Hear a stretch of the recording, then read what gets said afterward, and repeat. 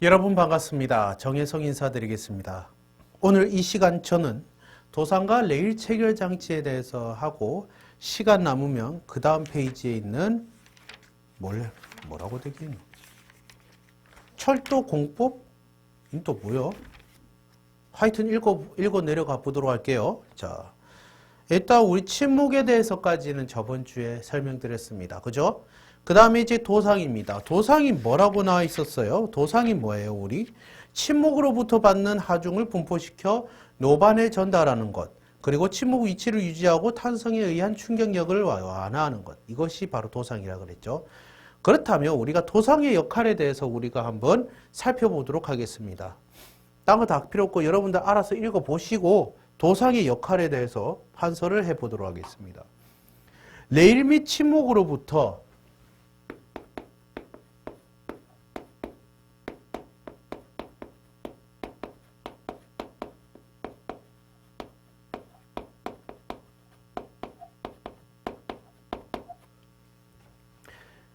전달되는 하중을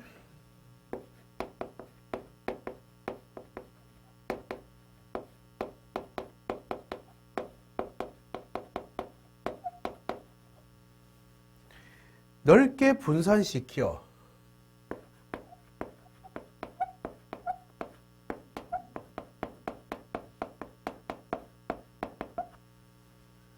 노반에 전달하는 것입니다.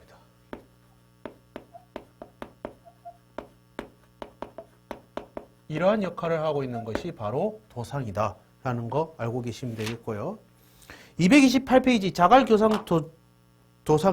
자갈도상궤도입니다. 이 자갈도상궤도, 도상자갈의 구비조건 한번 읽어볼게요.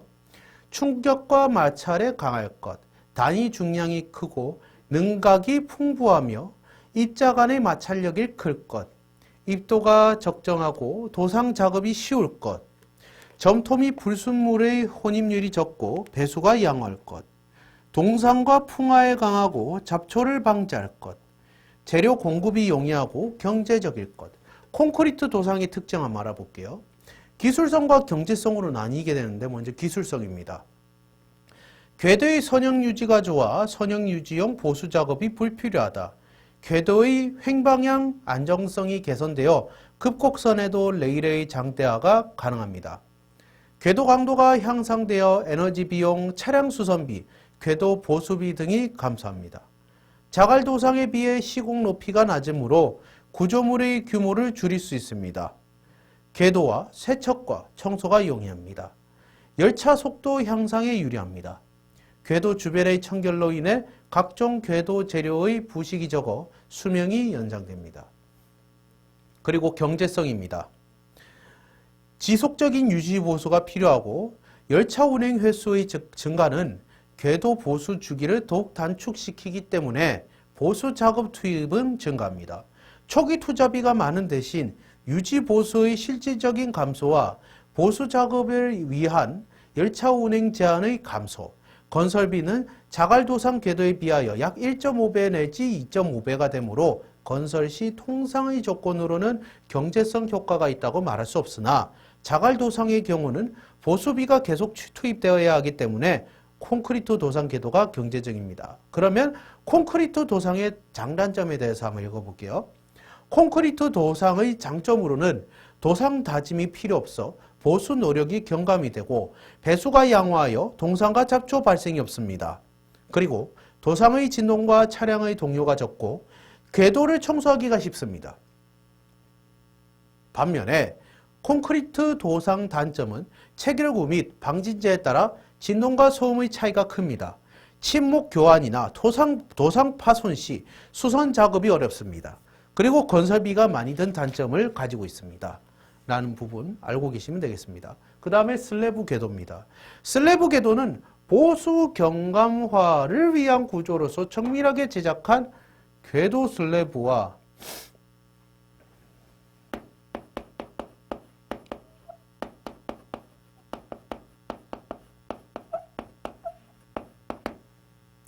하부 구조 사이에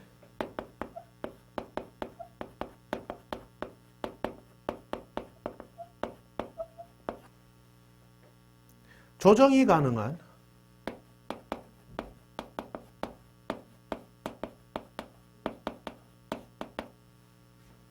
완충제를 채우는 구조입니다.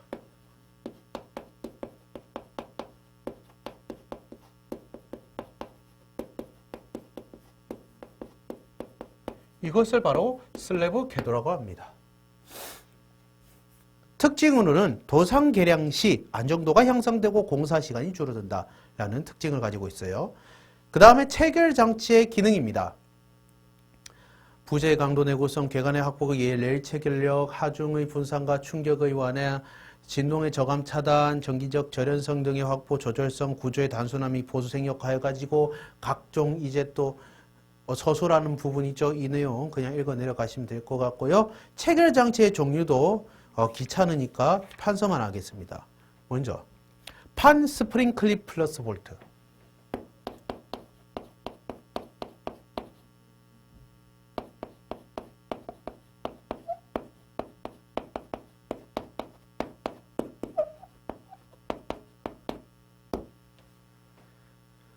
선 스프링 클립 플러스 볼트.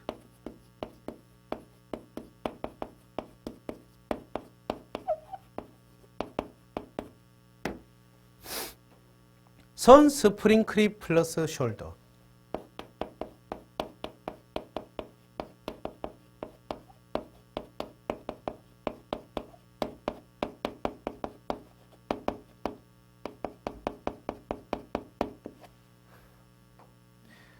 크립 스프링 와셔 볼트.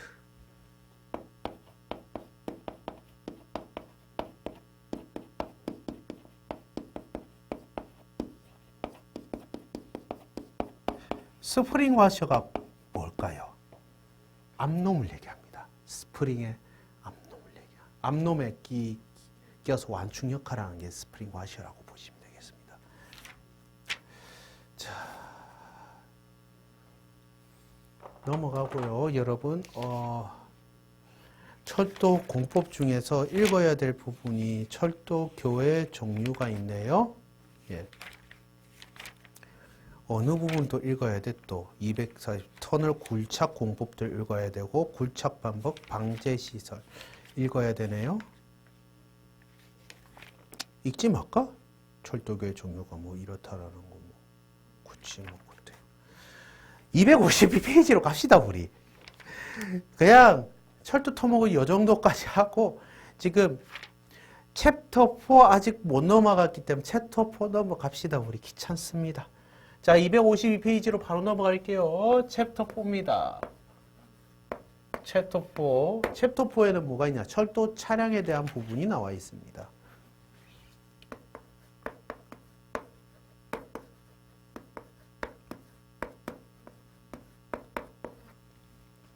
철도 차량의 부분에 대해서 나와 있습니다. 이 부분부터 한번 판서를 또 해야 되네. 귀찮네. 252페이지 철도 차량. 철도 차량의 정리. 이렇게 있네요. 그죠?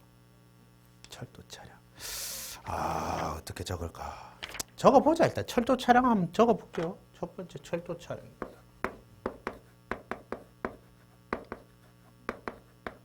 자, 철도 차량에 대해서 한번 판서를 해볼게요. 철도 차량.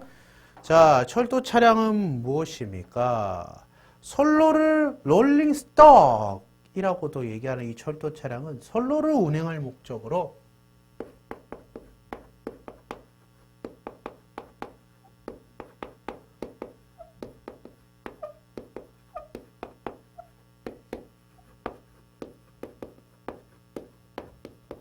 선로를 운행할 목적으로 해서 뭐 어쩌자는 거야?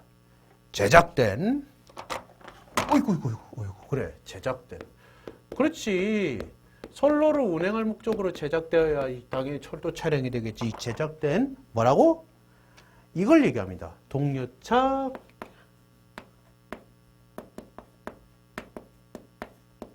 객차 화차 부수차 이런 것들을 바로 우리는 철도 차량이라고 합니다. 아시겠죠? 예, 이렇게 알면 되겠고요. 그다음 그렇다면 이 동력차, 객차, 화차, 특수차가 과연 무엇이길래 이 실화를 떠냐 한번 알아드릴게요. 일단 동력차입니다. 동력차 중요하죠. 이 동력차 한번 알아볼게요. 동력차가 무엇일까? 동력에 의하여 선로를 이동하는 것을 목적으로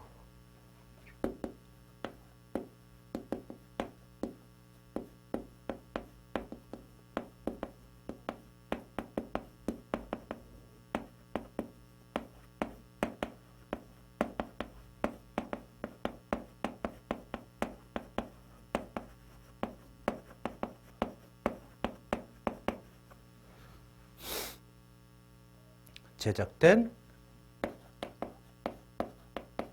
무슨 차? 기관차 또는 동차를 우리는 동력차라고 합니다. 운전실이 있는 차를 얘기하는 거죠. 물론 제어차도 포함이 됩니다. 예, 제어차 포함. 예, 이렇게 보시면 되겠고요. 그 다음에 객차는 뭐예요? 그렇죠. 사람을 나르는 차가 객차가 되겠죠. 바로 무엇이냐? 여객 수화물 및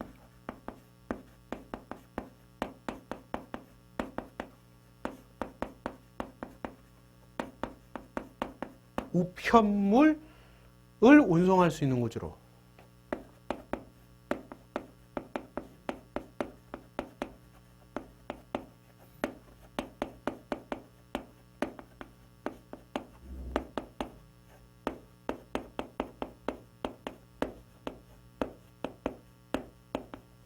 우편물을 운송할 수 있는 구조로 제작된 철도 차량입니다. 화차는요, 화물을 운송할 수 있는 구조로 제작된 철도 차량을 얘기하겠죠. 특수차는 뭐예요? 특수 사용을 목적으로 제작된 사고복구용차, 작업차, 시험차 등으로서 동력차와 객차 및 화차에 속하지 않은 철도 차량을 얘기합니다. 특수차로서 부수차도 하여튼 특수차는 뭘 얘기하는 거예요? 그렇죠. 이게 거의 이제 코레일로 따지면 장비 운전하시는 분이 운영하는 차가 바로 특수차가 되겠죠. 자, 그 다음에 철도 차량의 특징 한번 알아볼까요? 정해진 길 위에는 가지 않습니다. 그래서 1차원 운동이라고도 하죠. 그 다음에 기동 시 큰 힘이 필요하나 견인력이 적게 됩니다. 제동거리가 길고 관성에 의한 타행 운전거리가 길고 대량 수송에 유리하기 때문에 장대 편성입니다. 편성의 유연성이 좋습니다. 필요에 따라 가변적으로 편성하여 운용되기 때문입니다. 기후 조건에 유리합니다. 눈, 비, 안개 등에도 높은 신뢰를 가지기 때문입니다. 안정성이 뛰어나기 때문에 독자 점유, 보안 설비가 우수하죠. 그리고 신속성, 고속철도 향상이 있기 때문에 이동성이 뛰어납니다. 수도권 광역화에 따른 도심 통근용에 유리하여 정확성과 관련이 있죠. 그 다음에 친환경적인 교통수단입니다. 전기철도, 지구온난화 방지. 그럼 이제 철도 차량의 분류를 한번 볼까요? 동력차. 동력차에는 뭐가 있을까요? 증기차량, 증기기관차, 내연기관차량, 디젤기관차, 디젤동차, 가솔린종차. 전기차량은 전기기관차, 전기동차, 고속열차, 신교통수단 차량 등 있고요. 254페이지 특수차량은 모터카, 레일 탐상차, 고압살수차, 분진 흡입차, 레일 연마차, 레일 밀링차, 궤도 검측차, B2S 트랙 머신, 기중기 유니목 등이 있대요. 내가 처음 보는 명칭도 있네요. 일단 그렇고요. 255페이지 보시면 철도 차량의 견인 방식이 있습니다. 철도 차량은 필요에 따라 다수의 차량을 연결 또는 분리하여 사용합니다. 추진력은 동력차에 의하여 얻게 되므로 동력차에 의해 구분합니다. 디젤 기관차나 전기 기관차처럼 동력을 가진 기관차가 객차나 화차를 견인하는 동력 집중 방식입니다. 디젤 동차나 전기 동차처럼 동력차가 여러 군데 분산되어 부수차와 함께 견인하는 동력 분산 방식입니다. 그래서 동력 집중식과 동력 분산식의 비교를 여러분들이 쭉쭉쭉쭉 읽어 나가시면 되겠습니다. 전기기관차가 258페이지가 이렇게 생겼다라는 거 넘어가시면 되고요. 디젤 기관차는 260페이지 보면 이렇게 생겼다라는 거 보시면 되고요. 262페이지에 전기기관차는 이렇게 생겼구나 하면서 넘어가시면 됩니다. 예. 왜냐하면 전기기관차 이거에 대한 내용들은 그냥 간단한 설명은 첫 시간에 다 다뤘기 때문에 굳이 구태여 얘기할 필요 없고요. 저는 전기동차 운전면허만 있기 때문에 전기동차만 설명을 해드리도록 하겠습니다. 특히 저는 저항 제어는 몰아본 적 없기 때문에 VVVF 인버터 제어 전동차만 설명을 해드리도록 하겠습니다. 그래도 되겠죠? 예. 오, 진도가 쭉쭉쭉쭉쭉 나가네. 그죠? 좋아, 아주 좋았어. 자, 그럼 볼게요. 자, VVVF 인버터 제어 전동차인데, 가만히 있어 보자. 어떻게 필기하면 좋을까? 266페이지죠?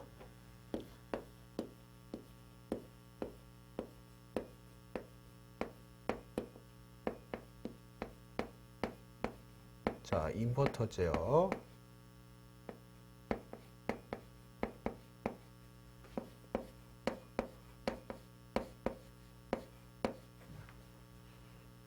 전기동차입니다.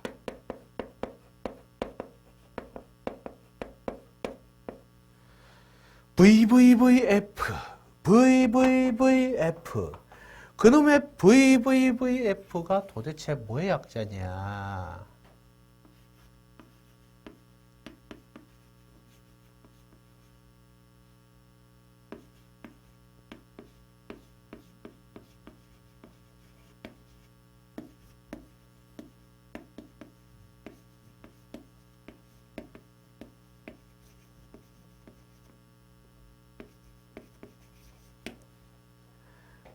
이렇게 설명은 끝이죠?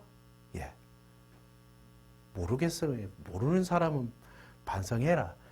베리어블 볼테이지, 가변 전압, 베리어블 프리퀀시, 가변 주파수. 알겠습니까? 여러분 하면서 내가 유치원생 다루듯이 설명을 하면은 기분이 그렇잖아요.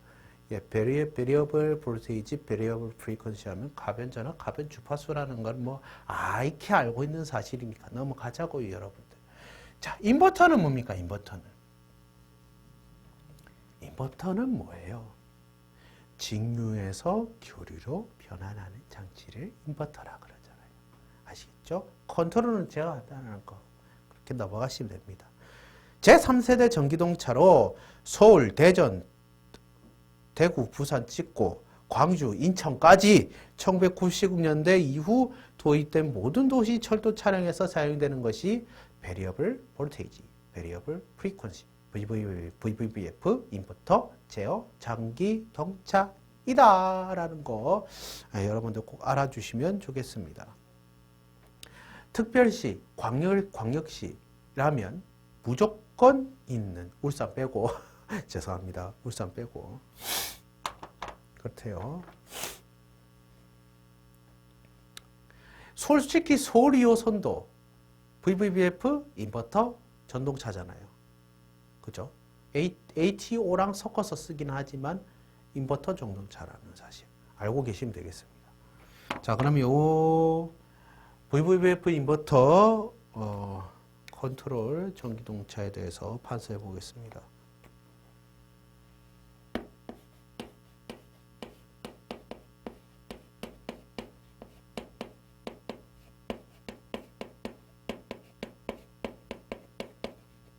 VVVF 인버터 장치를 통하여 전압 및 주파수를 제어하여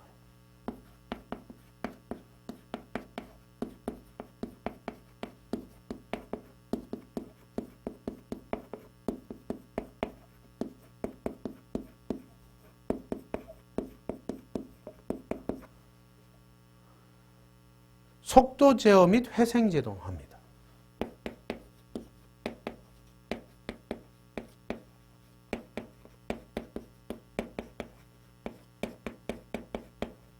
회생 제동에 대해서는 제가 전 시간에 배웠죠. 예, 속도 제어한다는 건 당연히 교통수단이면 속도 제어하는 건 당연히 있어야 되겠죠. 예. 그 다음에 견인 전동기는 트랙션 모터라고 했는데 견인 전동기는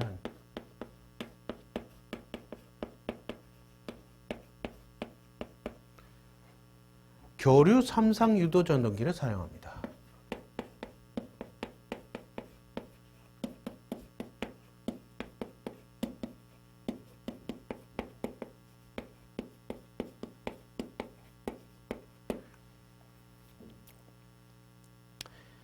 MT차를 한 유닛으로 한대요.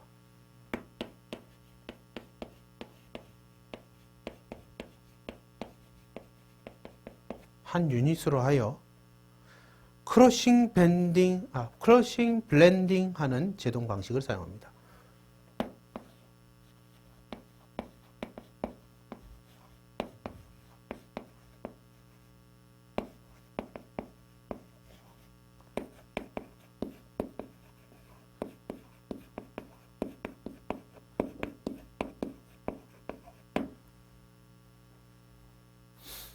TGIS, TCMS를 통하여 TGIS, TCMS를 통한다. 이게 무슨 뜻이냐? TGIS, TCMS가 뭐냐면 운전실에 보시면 화면이 있잖아요. 그 화면을 TGIS, TCMS라고 하는 겁니다. 그러니까 쉽게 말하면 운전실에 타보면 우측에 오른쪽에 화면이 있어요. 무슨 화면이 있느냐? 전동차 그림과 속도와 그리고 제동이 몇 단 잡혀 있는지 다 나와 있어요. 거기가 바로 TGIS예요. TCMS예요. 아시겠죠? 그래서 이 TGIS, TCMS를 통해서 운전 지원이 가능합니다.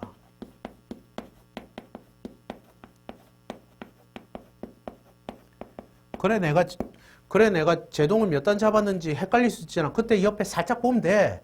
그리고 검수 지원 기능도 제공합니다. 왜 검수 지원 기능이 제공되느냐? 생각을 해보세요, 여러분들. 여러분들 전동차가 갑자기 운행장애가 발생해가지고 뭐가 원인인지 우리가 빨리 판단을 해야 되잖아요. 그럼 빨리 판단서에 서려면 뭐가 필요해요? 화면이 필요해요. 화면에서 어떤 게 고장이 났고 어떤 게 문제가 생겼다라는 것을 TGIS 화면에다가 표시를 해줍니다. 표시를 해줍니다. 그 표시된 방법대로 어떻게 하느냐? 조치를 하면 됩니다. 기관사가 조치를 할 수 있으면 기관사가 알아서 조치를 하는 거고, 만일에 기관사가 조치를 하지 못하는 방향이면 바로 전화를 걸어가, 물론 휴대폰 전화가 있고 저 있잖아요. 운전실 내에 또 통화 장치 있잖아요. 통화 장치, 무선 통화 장치 있잖아요. 그거를 딱 걸어가 관제실이라든지 관제에다 전화해가지고 이런 게 문제가 있다라는 사실을 알려야 되잖아요. 그렇기 때문에 TGIS 화면에다가 뭐를 쏘아붙인다? 고장 상황, 열차 운행 상황을 쏘아붙인다. 그렇게 해야 빨리 그래도 평소보다 빠르게 조치가 가능하다. 아니면 우리가 열차를 아예 죽여가지고 비집고 어떻게 확인해요? 그 운전하는 사람이. 그렇게는 못하니까 TGIS의 그러한 검수 지원 기능도 가능하게 만들어야 된다. 그래서 지금도 운전하다가 운행장애 발생하면은 이제 바로 TGIS에 뭐가 잘못됐는지 한국말로 바로 쏘아붙입니다. 예. 그러한 검수 기능을 제공하고 있습니다. 그리고 TCMS, TCMS나 TGIS는 내나 똑같은 거 아니야? ATC를 통하여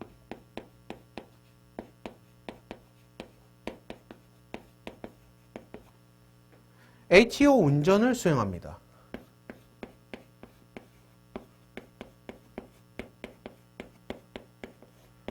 아마 ATO 가능한 데는 가능하겠죠, 당연히. 그래서 부산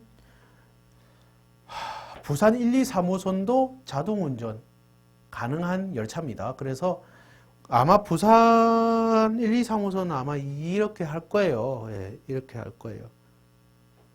자동 무인 회차.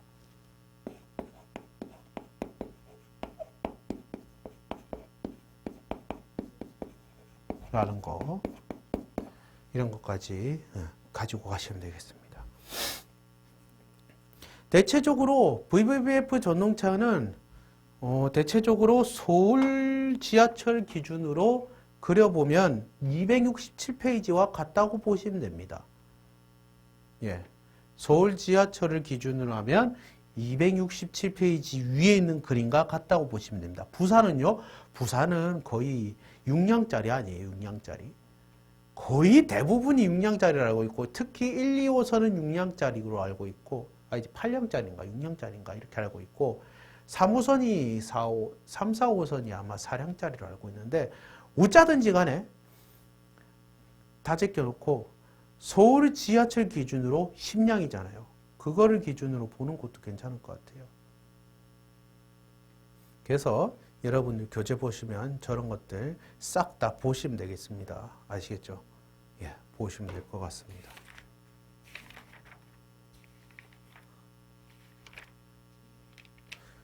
그래서 어쩌든지 이런 게 있다. 이런 게 있다라는 거 알고 계시면 됩니다. 그래서 TC차에는 주간제어기, 제동제어기, ATS 장치, ATC 장치, 방송장치, 출입문 제어 장치.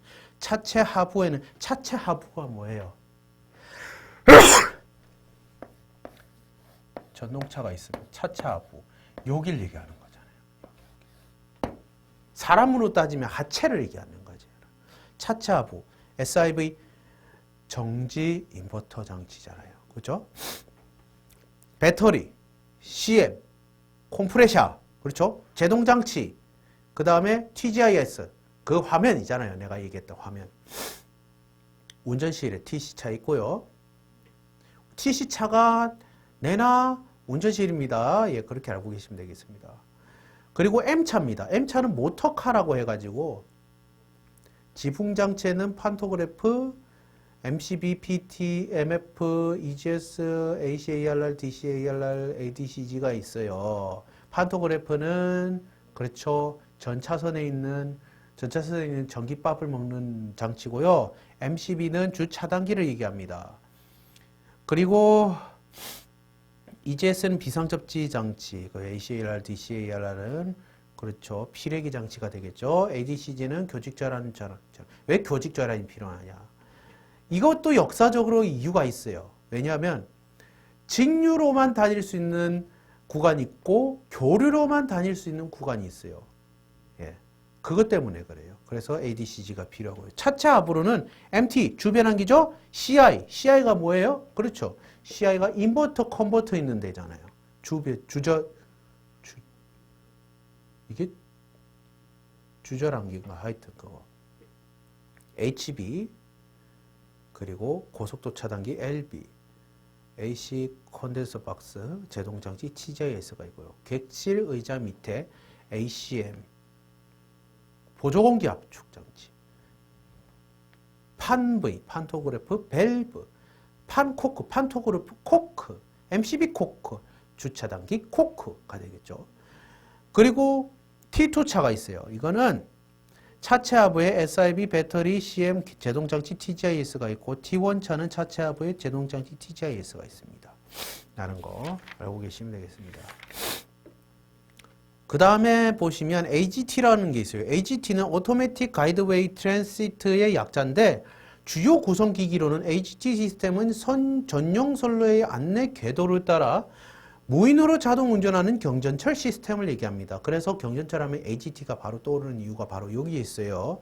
그래서 차륜 형식에 따른 분류는 고무차륜 AGT와 철제차륜 AGT가 있는데 고무차륜 AGT는 특히 의정부 경전철이라든지 부산 4호선에 있습니다. 그리고 철제차륜 AGT 같은 경우는 부산 김해 경전철이라든지 신림선이라든지 아니면은 일단은 아까 얘기했던 부산 4호선하고 의정부 경전철을 제외한 나머지가 다 철제차륜 AGT라 보시면 돼요. 그리고 2량 1편선의 KAGT의 주요 구성기기. 다 2량이죠. 웬만하면 다 2량이에요. 경전철은. 1량인데도 있던데요. 거기 영인 에버랜드 그쪽 계열일 거예요. 그리고 DC 750V 제3계조 공급 전압이라 해서 전차선이 달리는 게 아니라 옆에 있습니다. 전차선 대용하는 이 옆에 3계조 레일이 있습니다. 거기가 이제 전차선 대신에 역할을 하는 거고요. 원통형 유도 전동기와 VVVF 인버터 제어장치 이렇게 구성이 되어 있다고 하네요. 그래서 안내 궤도 방식에는 중앙 안내 방식, 측방 안내 방식, 중앙 측구 안내 방식 이렇게 있대요. 모노레일은 제가 첫 시간 리니어 인덕션 모터도 첫 시간 얘기했으니까 넘어가는 걸로 하고요. 271페이지 보시면 자기 부상 열차라고 해서 작용 원리 및 특징 알아볼게요. 자석의 힘으로 부상하여 궤도와 비접촉 상태로 주행합니다. 그리고 차량 지지와 안내하는 전자석 또는 초전도 자석에 의해 부상합니다. 선형 전동기, 리니어 모터죠. 요거에 의해서 추진되고요. 차량의 전자석을 설치하고 지상 측에 철궤도를 설치하여 자기에 의한 흡인력으로 차량을 부상하는 상전도 부상 방식을 얘기합니다. 초전도 현상을 이용하여 강력한 자장을 만들어 차량을 부상하는 초전도 부상 방식이 있고요. 그래서 상전도 흡인식, 초전도 부상식 이렇게 나와 있는 걸 알 수 있습니다. 그렇게 넘어가고요. 전기동차 일반 274페이지에 한번 넘어가 보도록 하겠습니다. 274페이지 넘어가도록 하겠습니다. 동력차와 부수차가 있는데 이 동력차는 모터카라고 해서 견인 정동기를 장착하고 동력을 발생하는 차량을 얘기하고요. 부수차는 트레일러카라 그래가지고 T카인데 동력 발생 장치가 없고 편성량 수를 늘리기 위해 차량의 중간에 연결하는 차량을 얘기하는 겁니다. 그 다음에 운전실차가 있는데 MC카가 있고 TC카가 있죠. 먼저 TC카는 트레일러카 위드 드라이버스 캡이라고 해서 TC카가 부수차, MC차는 모터카 위드 드라이버스 캡이라고 해서 MC카가 있는데 이거는 동력차에 해당되는 거죠. 그것을 앞부분으로 나누어 모든 차량을 제어하는 운전실을 구비한 차량을 얘기하는 겁니다. 그리고 275페이지에 열차 편성이 나와 있는데 주로 식량 편성, TC1, M, M-차, T차, M-차, 그 다음에 T1차, T차, M차, M-차, TC2차 이렇게 나와 있네요. 나머지 편성은 사실 책에도 나와 있지만 구글에도 다 나와 있으니까 그걸 다 보시면 되겠습니다. 차종별 주요 배치기기 한번 볼게요. 차종 T1, T2 차가 있는데 설치 위치가 운전실에 있는 곳은 주간제어기. 주간제어기가 뭐냐? 주간제어기가 그러니까 자동차로 따지면 악셀레이터를 얘기하는 거예요. 제동제어기가 뭐냐? 제동제어기가 브레이크를 얘기하는 거예요. 운전보안장치, 출입문 제어장치, 중앙방송장. 출입문 제어장치는 출입문 열었다 닫았다 하는 거고요. 중앙방송장치는 안내 말씀을 실내나 실외나 이런 데서 하는 거고요. 아니면은 이제 맞은편 운전실에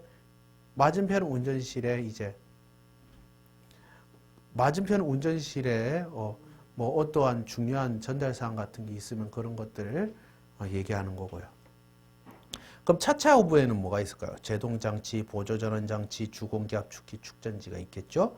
MC1, 2차는 운전실에 주간제어기, 제동제어기, 운전보호장치, 출입문제어장치, 중앙방송장치가 있고요. 차체 하부에서는 견인전동기 및 제어장치가 있고요. 제동장치, 보조전원장치, 주공기 압축기, 축전지가 있어요. 특히 견인전동기는 제동장치에 있어서 가장 중요한 전동기가 되겠습니다. 그래서 전 시간에 설명해 드린 것도 있고요. 그렇게 알고 계시면 되겠습니다. M차랑 M2차는 차체 하부에 견인전동기 및 제어장치, 제동장치가 있고요. M-차랑 M1차는 차체 하부에 견인전동기, 제어장치, 제동장치가 있고요. 차체 지붕에 집전장치가 있습니다. 집전장치. 아마 판토그래프 얘기하는 것 같아요. 그렇게 알고 계시면 되고요. T차는 차체 하부에 제동장치, 연장급전, 접촉기가 있습니다. 연장급전. 이거 진짜 거의 안 쓰는 그런 거죠. T1차는 차체 하부에 보조전원장치, 주공기 압축기, 축전지, 제동장치, 연장급전, 접촉기가 있습니다. 아시겠죠? 자, 277페이지 보면 저항 제어 방식이라서 1노치 취급시, 2노치, 3노치, 4노치 취급시 해가지고 나오잖아요. 이거 다 이제 전기를 이제 저항열을 발생시켜서 제동을 하는 내용이라 보시면 되고요. 279페이지의 초포 제어 방식도 이 초포 제어 방식 같은 경우는 전력공학을 공부해 보신 분들이라면 초포 제어 방식에 대해서 좀 제대로 이해를 하실 수 있을 것 같으니까 저는 이만 넘어가고요. VVF 인버터 제어 방식도 넘어갈게요. 이것도 전기기기 아시는 분들은 다 아는 내용들이기 때문에 넘어갈게요. 전기제동, 회생제동, 발전제동 이런 내용들 다 있고요. 그리고 회생제동 제가 설명하면서 283페이지 내용을 설명을 드렸는데 회생제동 할 때는 트랙션 모터에서 거꾸로 간다 그랬잖아요. 이게 이 내용입니다. 회생제동의 원리를 봤을 때 평상시에는 전차선에서 팬터그래프가 전기를 먹잖아요. 전기 먹으면서 MCB를 거쳐서 ADCG를 거쳐서 MFS를 거쳐서 컨버터, 인버터, CI를 통과해서 트랙션 모터로 가는 방식으로 이제 역행 운전을 했다가 회생제동 할 때는 거꾸로 가는 거죠. 트랙션 모터에서 CI를 통해서 주변압기, MFS, ADCG, MCB 그리고 판토그래프를 거쳐서 전차선으로 간다. 이게 회생제동의 원리다. 이렇게 보시면 되는 겁니다. 그래서 교류 구간 운행 중에는 그렇고요. 직류 구간의 운행 중에는 또 다른 방법이 있습니다. 이거에 대해서는 전기동차 구조 및 기능 시간 때 아마 자세하게 다루니까 그런 부분에 있어서는 저는 생략을 하도록 하겠습니다. 284페이지부터는 제가 한번 읽어 내려가 보도록 할게요. 먼저 공기제동입니다. 공기제동에는 전자통식식 공기제동이 있고 막판 연삭식 공기제동이 있고 전기식 지령식 공기제동이 있습니다. 먼저 전자직통식 공기제동으로는 기관사가 제동변 취급 시 제동핸들을 얘기하는 거예요. 차량에 인통된 전기성 152번 선을 가압한다 라고 되어 있습니다. 그러면 151번하고 152번에 있는 뭐를 여자를 시켜요? 그렇죠. 코일을 여자를 시켜서 완의 전자변, 제동 전자변 이런 데 또 동작을 시켜가지고 MR하고 SAP 공기통을 어떻게 흘려보내가지고 제동통에 재륜자의 압력을 해가지고 제동을 하는 방식이다. 이게 전자직통식 공기 제동 방식이라고 얘기를 하면 됩니다. 책에서는 이렇게 저렇게 얘기를 하지만 저는 이렇게 설명을 하도록 할게요. 막판 연삭식 공기 제동은 뭐냐면 기관사가 제동 취급에 의한 상용 제동 지령선 SB1, SB2, SB3를 가압을 합니다. 그래서 각 차량 제동 군함 CKOM T의 상용 제동 정자변 SBV 1, 2, 3를 동작하게 되죠. 그러면서 생성된 작용 공기가 복식 중계변의 막판 피스톤을 작용합니다. 그래서 상용제동 막판 면적비에는 7대 6대 4로 구성되고 비상제동은 7대겠죠. 복식 중계변 작용에 의해 BC 공기가 생성되어 차량의 제동통에 공급이 됩니다. 복식 중계변의 막판 면적비에 의하여 상용제동 7단계와 비상제동이 이루어지고 발전제동 시 전류치에 비례한 공기가 EPV에서 생성되어 공기제동을 억제합니다. 브레이크 스위치 위치에 따라서 가압되는 선번호와 여자되는 상용제동 전자병 어쩌고 저쩌고 나와 있는데 요거 보시면 27, 28, 29번 선 표로 나와 있는 이 내용 있잖아. 이거 전기동차 구조 및 기능 제동장치 부분에서 나와 있기 때문에 그걸 잘 보시면 될 것 같습니다. 전기지령식 공기제동이라 해가지고 요거 크노로 제동 방식하고 그렇죠. 하르다 전공 방식이 있습니다. 이거 한번 읽어 내려가 보도록 해볼게요. 오늘 안에 아마 회로는 못 건드릴 것 같으니까 크노르 제동 방식하고 요 하르다 전공 방식 요 부분만 한번 읽어 내려가고 마치도록 할게요.